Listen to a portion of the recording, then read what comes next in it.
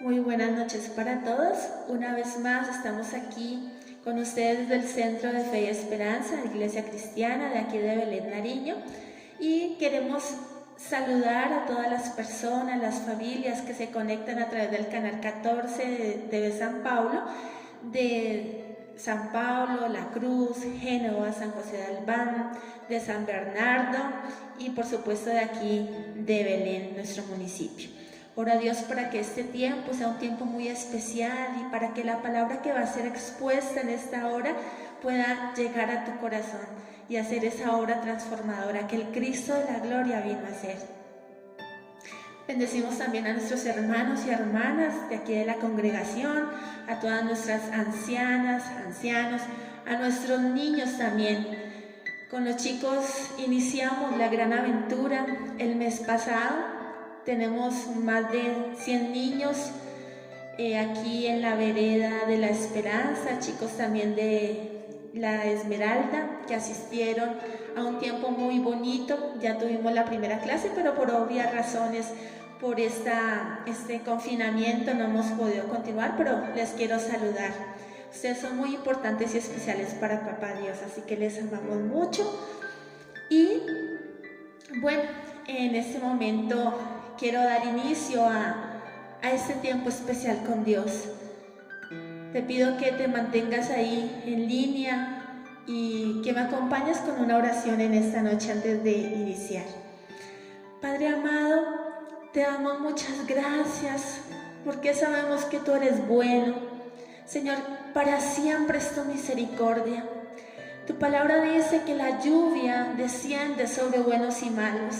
Tu palabra dice que tú abres tu mano y que sacias de bien a todo ser viviente. Tu palabra dice, Señor, que los leoncillos necesitan y tienen hambre, pero los que buscan a Jehová no tendrán falta de ningún bien. Además, tu palabra declara que tú eres nuestro pastor y que nada nos faltará, que tú eres nuestra luz y nuestra salvación. ¿De quién temeremos? Que tú eres la fortaleza de nuestra vida. ¿De quién hemos de atemorizarnos? Que aunque un ejército acampe contra nosotros, no temerá nuestro corazón, y aunque se levanten guerras, estaremos confiados. Tú eres, Señor, nuestro protector. Tú eres Jehová Nisi, nuestra bandera. Tú eres Jehová Shalom, ese Dios de paz. Eres Jehová Rafa, nuestro sanador. ¿Cómo no adorarte y bendecirte cada día de nuestras vidas si tú estás siempre presente, Señor? Si tú cuidas de nosotros. Gracias por el alimento que pones cada día en nuestra mesa. Gracias porque cada mañana podemos abrir nuestros ojos, podemos movernos, poder desplazarnos, caminar, levantar nuestras manos. Podemos aún hablar, aún cantarte, Señor, y aún en las noches podemos decir como el salmista: en paz me acostaré y asimismo dormiré, porque solo tú, Jehová, me haces vivir y dormir confiados. Qué privilegio saber que podemos tener esa comunicación con el Dios eterno, con el Creador de los cielos y de la tierra. Gracias te damos en esta hora por Jesús. Gracias porque esa muerte en la cruz del Calvario nos permitió acercarnos a ti, papá. Gracias, Jesús. Gracias por tu sangre carmesí, porque hasta la última gota derramaste en la cruz para lavarme, para limpiarme, para perdonar mis pecados y los pecados de cada una de las personas que me están viendo en esta noche y de toda la humanidad. Gracias. Yo te pido que tú tomes el control de cada vida, de cada corazón, y que esta palabra llegue no solamente al corazón, al pensamiento de cada persona, sino a su espíritu, y que cobre vida en el nombre de Jesús. Que sea tu Santo Espíritu, Señor, ministrando. Gracias, Señor. Amén. La enseñanza de esta noche tiene como título Jesús, el árbol de vida. Y para contextualizarles un poco lo que les voy a hablar del libro de Éxodo, capítulo 13 y 15, yo quiero que recordemos por un momento la vida de un gran líder, de un personaje bíblico llamado Moisés, salvado de las aguas.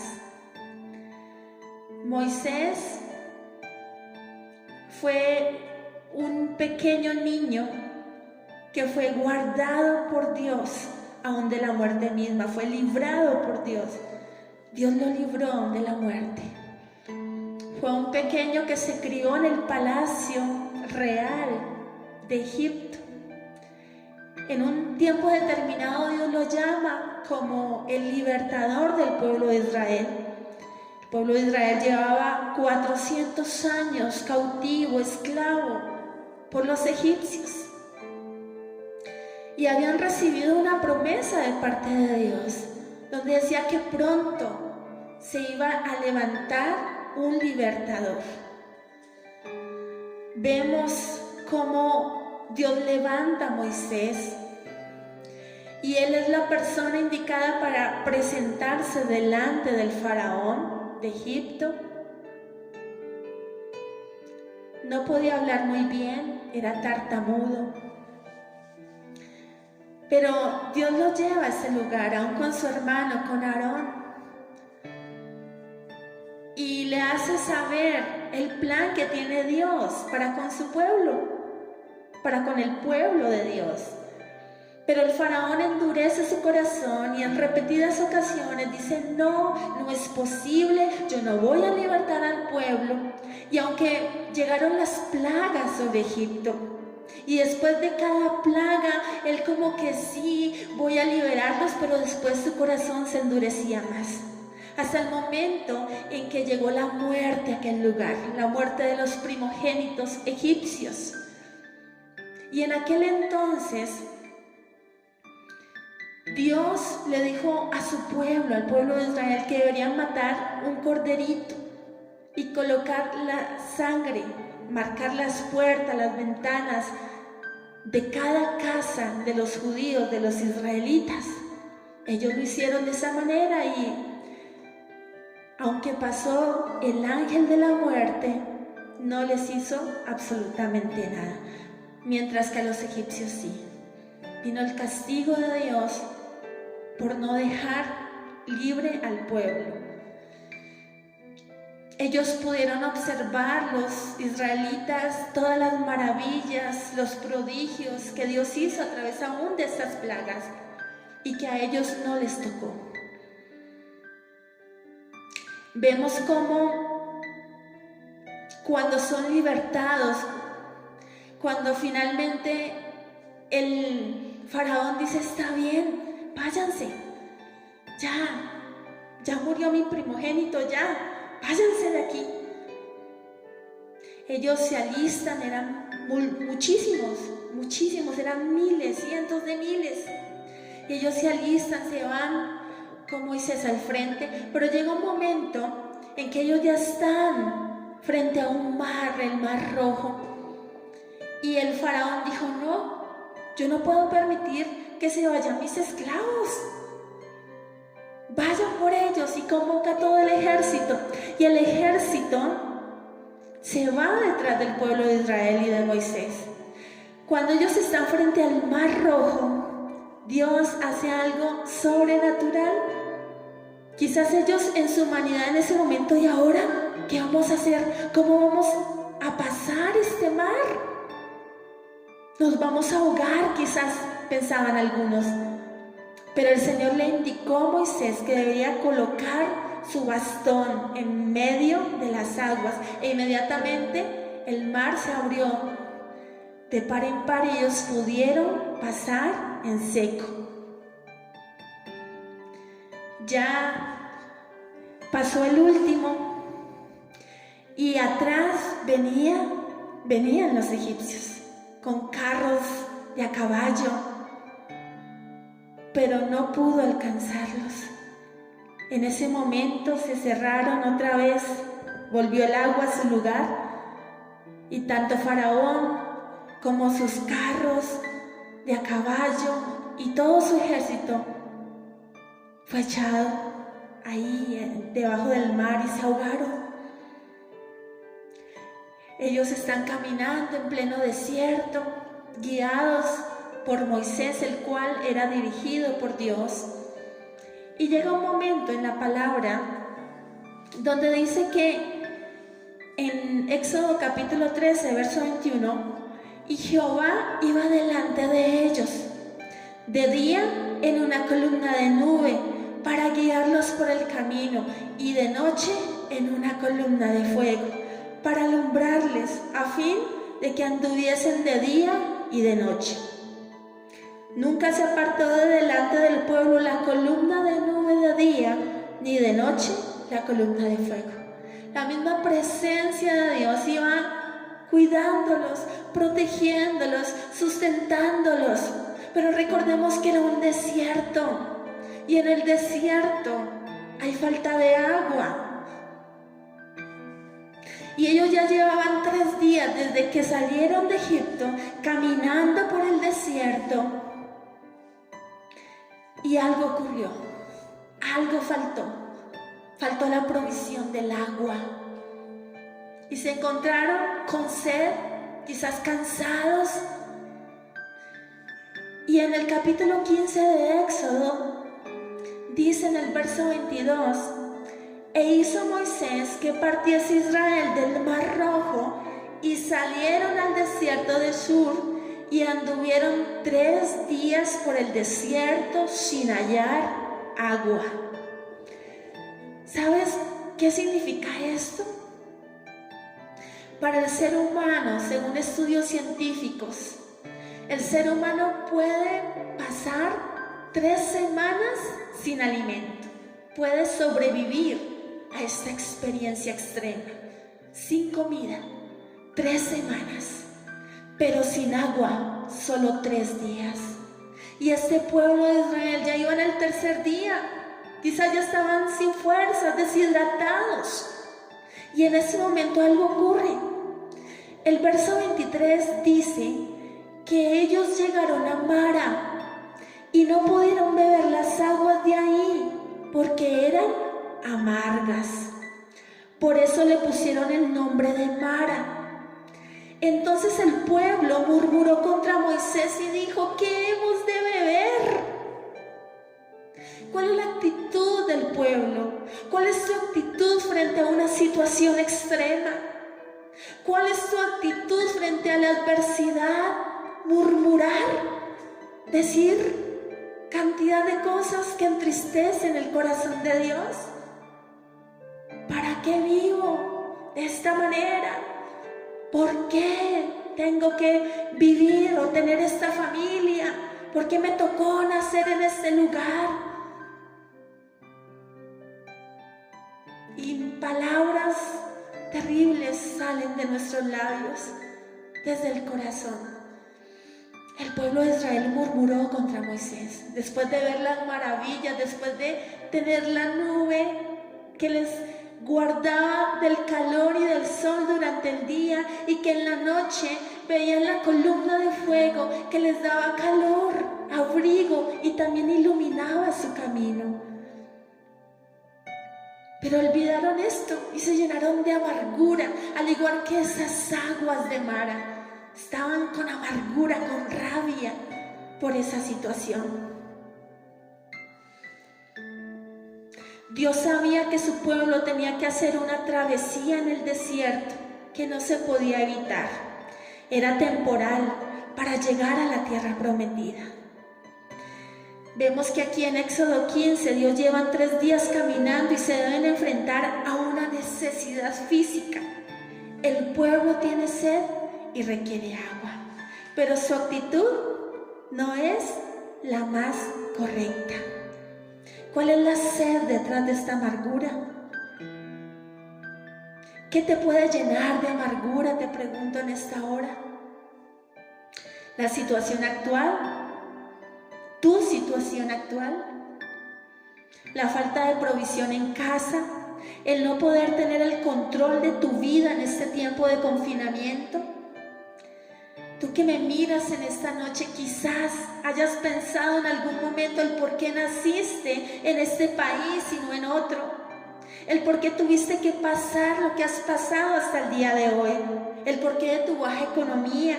El por qué papá no estuvo para ti cuando tú eras una niña, un niño. El por qué tu padre tuvo que abandonar a tu madre y a tus hermanitos. El por qué no pudiste quizás estudiar una carrera universitaria. Y muchas otras cosas que llenan el corazón del ser humano de amargura. Pero ¿sabes? Te tengo una buena noticia en esta hora, y es que Jesús hoy quiere transformar tu vida. Él quiere que tú le recibas en tu corazón como Señor y Salvador. Hay una palabra en el Salmo 32:8 y dice: sobre ti fijaré mis ojos. Yo te enseñaré, te mostraré el camino. No seas como el mulo o el caballo sin entendimiento, que si no usan el cabestro no pueden sujetarse. Es tiempo de volver la mirada, nuestra mirada, al Rey de Gloria. Y volviendo al texto de Éxodo, cuando el pueblo se llena de amargura, de rabia, quizás de enojo, quizás pensaban en ese momento, pero no nos hubiéramos salido de Egipto, ya teníamos alimento, allá estábamos mejor, teníamos un techo. Dice que ellos murmuran de Moisés y le preguntan, pero llenos de cantidad de cosas en su corazón: ¿qué hemos de beber? No era la mejor actitud. En el verso 25 dice: y Moisés clamó a Jehová, y Jehová le mostró un árbol, y lo echó en las aguas, y las aguas se endulzaron. Allí les dio estatutos y ordenanzas, y allí los probó. Cada una de las situaciones de nuestra vida nos prueba.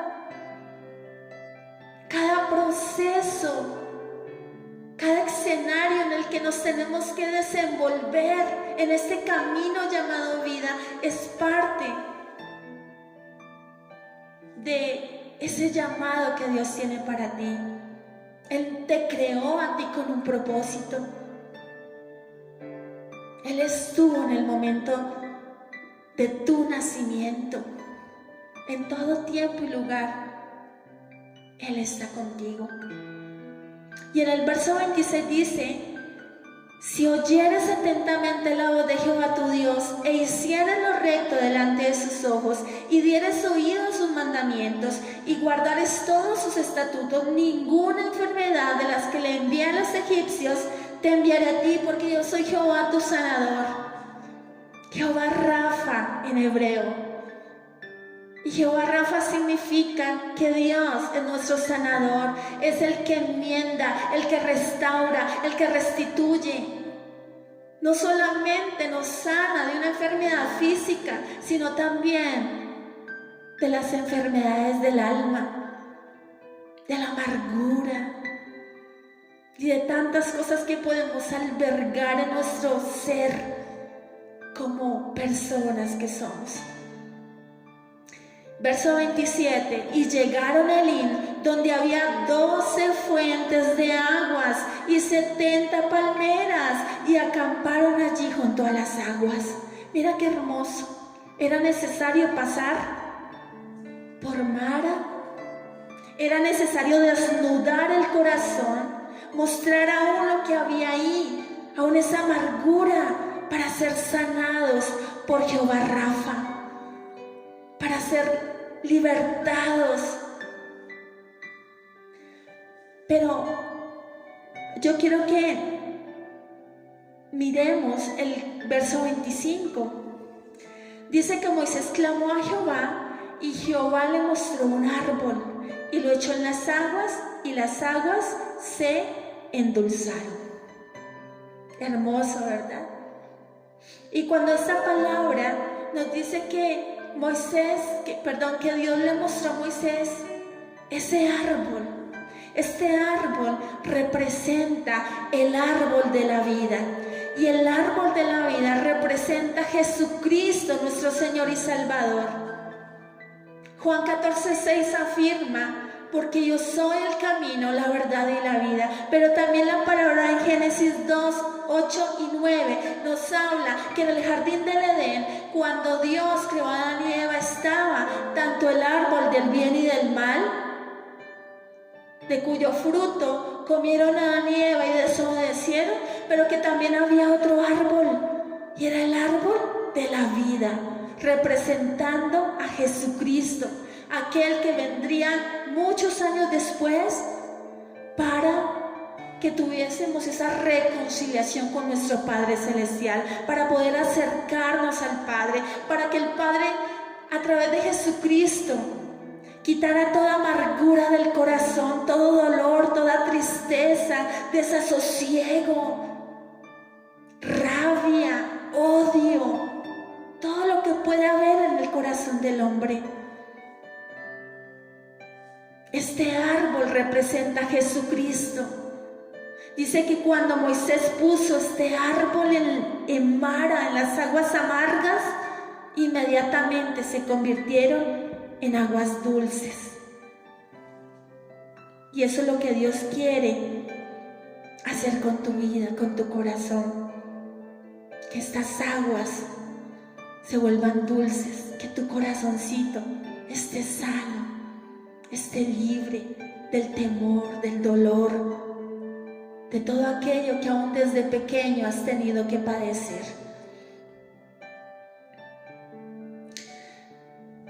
Y te quiero hablar un poco en esta noche acerca de mi testimonio de vida. Porque sabes, cuando nosotros leemos las Escrituras y cuando alguien nos comparte un mensaje de Dios, podemos escuchar y decir, sí, qué bonito, y es la palabra de Dios, pero ¿qué conmigo? Quizás te estés preguntando, pero ¿y esa palabra qué tiene que ver con mi vida? O con el hombre, con la humanidad. Si eso ocurrió hace miles de años en el pueblo de Israel, yo ni siquiera conozco Israel, no he ido jamás allá. Pero hay un propósito con cada palabra que está registrada en la Santa Biblia. Y hace un par de años, bueno, varios años, yo nací en el siglo pasado,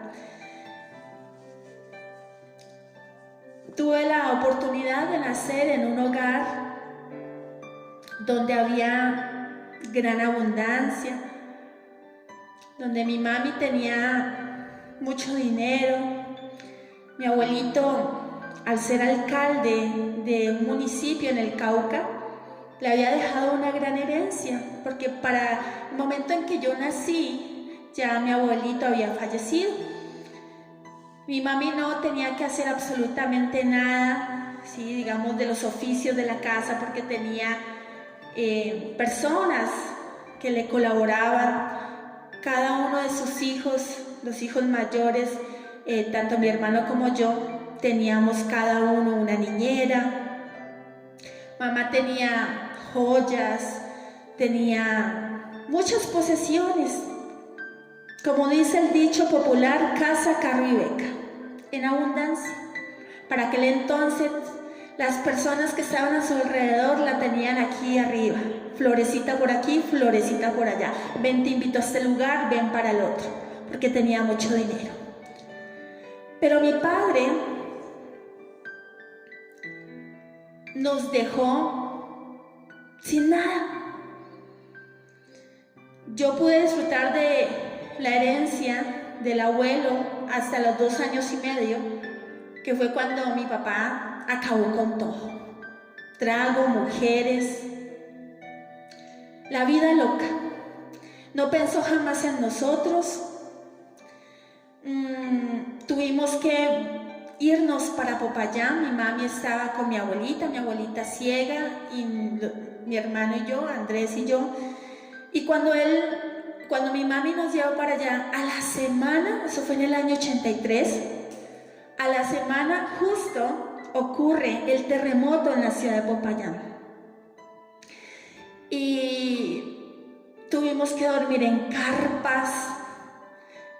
Para ese momento, los últimos ahorros que tenía mamá se sumaron. Ya no teníamos cómo pagar una casa porque fue la primera casa que ella pudo rentar.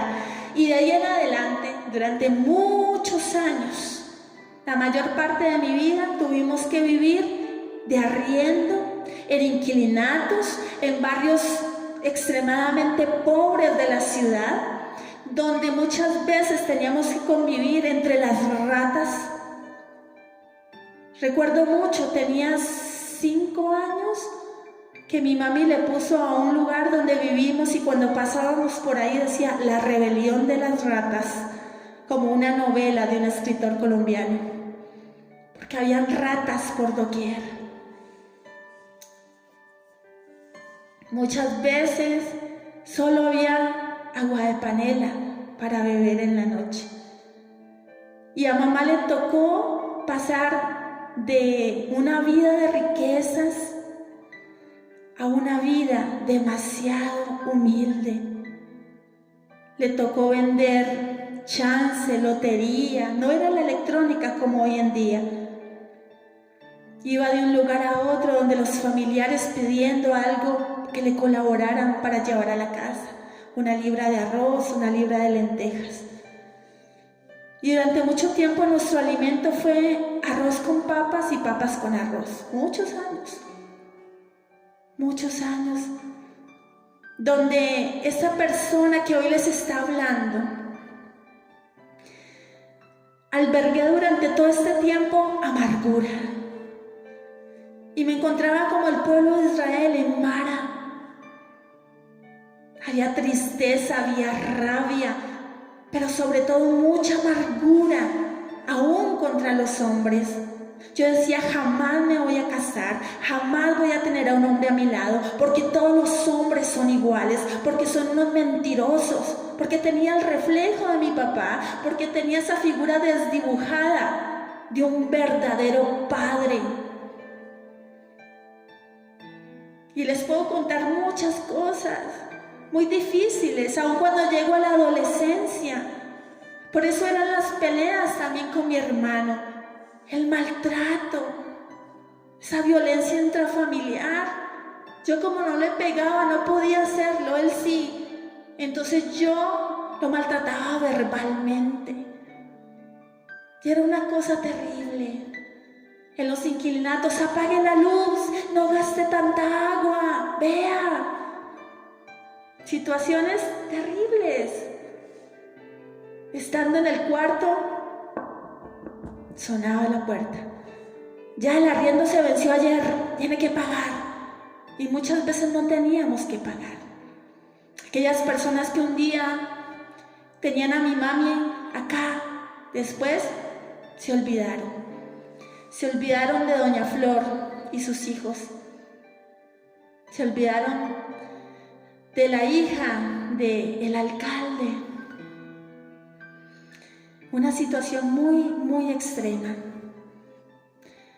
Yo me crié con muchas cosas en mi corazón, como les he manifestado, y también con mucha timidez. Yo no era capaz de mirar a alguien a los ojos. Yo no era capaz de hablar delante del público. Yo no era capaz de soñar, de tener una proyección de vida. Porque decía, ¿cómo? Ni siquiera podré llegar a una universidad. No hay dinero, no hay recursos.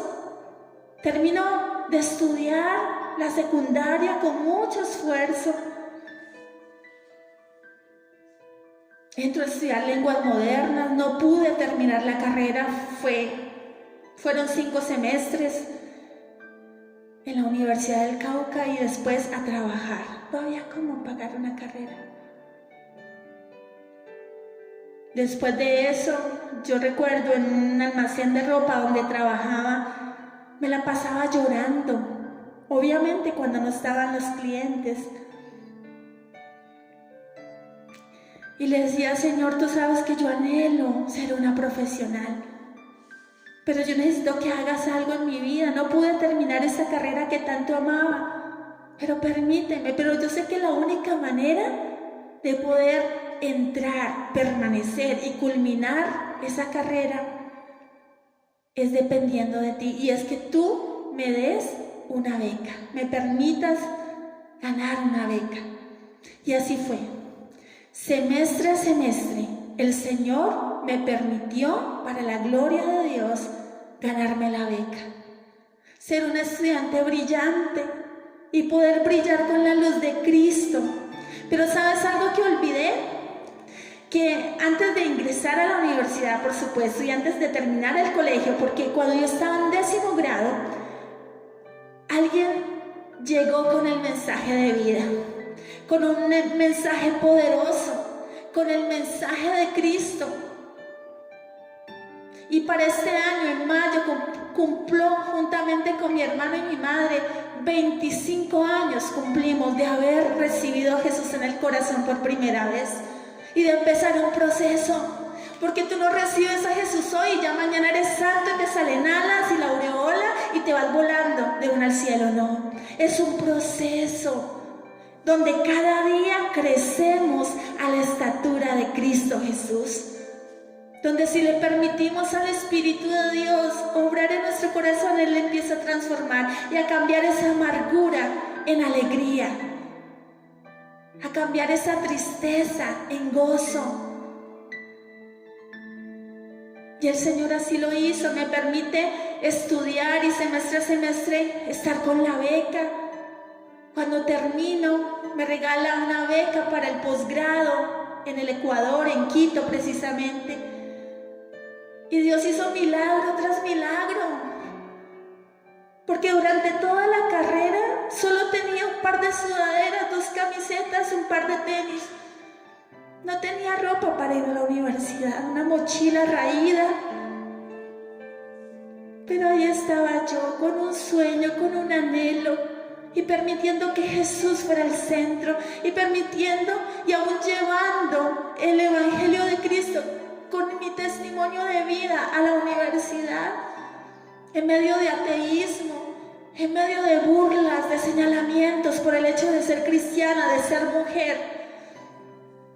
Y así empieza un proceso. Desde los 19 años empiezo a trabajar con niños. Hace 2 años Dios me permite casarme. Pero antes de eso, 7 años antes de eso, después de que llego del Ecuador, Dios abre puertas para trabajar con diferentes universidades en Río Negro, Antioquia, trabajar con una corporación en Bogotá, de varios lugares. Dios es bueno. Y de esa manera pude empezar a bendecir a mi mami. Y pudimos ya alquilar un apartamento, ya no eran más piezas, ya no eran más inquilinatos, porque Dios es bueno. ¿Sabes? Muchas veces cuando un familiar llegaba a visitarnos a casa, él por lo general iba los sábados en la tarde y yo estaba tirada en el piso haciendo carteleras para los niños, para los cultos infantiles, para los ayunos infantiles, las fiestas que hacíamos con los niños, el evangelismo con los pequeños, para hablarles del amor de Jesús. Y cuando llegaba ese familiar, solo criticaba. Y esos pastores de su iglesia sí le pagan por eso. Y esos pastores no sé qué, y por allá, y hablando horrible. Y yo no, le decía, yo lo hago por amor a Dios. Y cuando ya me veo como una profesional y cuando Dios me abre puertas para ser docente en la Universidad del Cauca, en el programa de Comunicación Social y Periodismo, en la Fundación Universitaria de Popayán, en el mismo programa, en Uniconfa Cauca como tallerista en comunicación. Yo, Señor, solo tú has podido hacer esto. Solo tú me sacaste de Mara. Solo tú al llegar a mi vida endulzaste las aguas de mi corazón y me ayudaste a perdonar a aquel que me hizo daño. Aquellos familiares que aún desde pequeños, cuando estábamos muy pequeños, nos negaron como sobrinos, como familia, aunque muchos otros estuvieron ahí. Yo le doy gracias a Dios en esta noche, porque Él ha hecho algo especial. Y lo que te decía acerca de lo que yo tenía en mi mente, un argumento que Él mismo diablo había colocado, donde yo decía, jamás me casaré, jamás confiaré en los hombres. Dios me bendijo con un gran hombre, un gran esposo, un hombre que ama a Dios con todo su corazón y que me ama de igual forma, que ha estado ahí y con el cual hemos soñado, aún antes de venir acá a Belén, para compartir la palabra de Dios. Y aquí estamos como pastores de esta congregación. Antes de venirme, ya hace un año, familiares cercanos me decían, pero usted se va a ir siendo profesora universitaria, teniendo un buen salario, va a pasar de una ciudad a un pueblo. ¿Cómo así? Hasta ahora no lo entienden, pero es por amor que lo he hecho, y junto con mi esposo trabajamos por amor en la obra, no esperando los miles de millones, no, lo hacemos por amor y vivimos por fe. Y también Dios nos ha capacitado, nos ha dado dones, talentos, con los cuales también trabajamos, aparte de la obra del Señor, para sustentarnos como familia, como hogar que somos. Dios es bueno, Dios es fiel, Él siempre está presente. Así que vamos a escuchar una melodía y después vamos a orar. Señor, gracias. Gracias porque tú eres, Señor, un Dios milagroso, un Dios poderoso. Gracias porque tú abres camino y porque tú endulzas, Señor, las aguas de nuestro corazón al permitir que Jesús entrase en nuestra vida. Gracias. Te adoramos. Ahí donde tú estás, puedes cerrar tus ojitos si quieres y decirle, Señor, yo necesito de ti. Yo necesito que entres a mi corazón. Aquí estás, debemos mover. Te adoraré, te adoraré. Aquí estás, obrando en mí, obrando en cada vida, Señor, en esta noche. Te adoramos.